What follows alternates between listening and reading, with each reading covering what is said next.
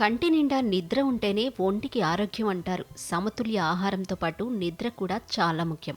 సరిగ్గా నిద్రపోకపోతే అది శరీరం మనసును తీవ్రంగా ప్రభావితం చేస్తుంది. కానీ ఒక వ్యక్తి మాత్రం వైద్య ప్రపంచానికి ఒక సవాలుగా మారాడు.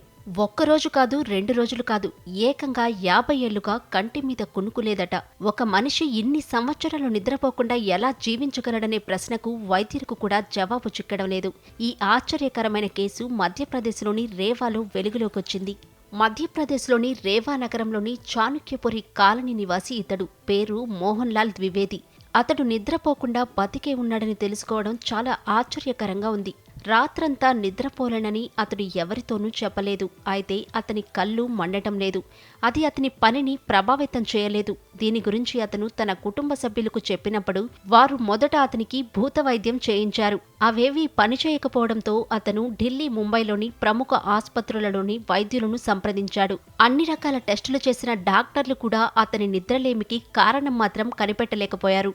మరింత ఆశ్చర్యకరమైన విషయం ఏమిటంటే అతను నిద్రపోకపోయినా ఏ వ్యాధితోనూ బాధపడలేదు. అతను అందరిలాగే సాధారణ జీవితాన్ని గడుపుతున్నాడు. అవును, మోహన్ లాల్ ద్వివేది 1973లో లెక్చరర్గా పనిచేశారు. ఆ తర్వాత 1974లో అతను MBPSCలో ఉత్తీర్ణుడై నయాబ్ తహసీల్దార్ అయ్యాడు. 1973 ప్రాంతంలో అతనికి నిద్రలేమి సమస్యలు మొదలయ్యాయి.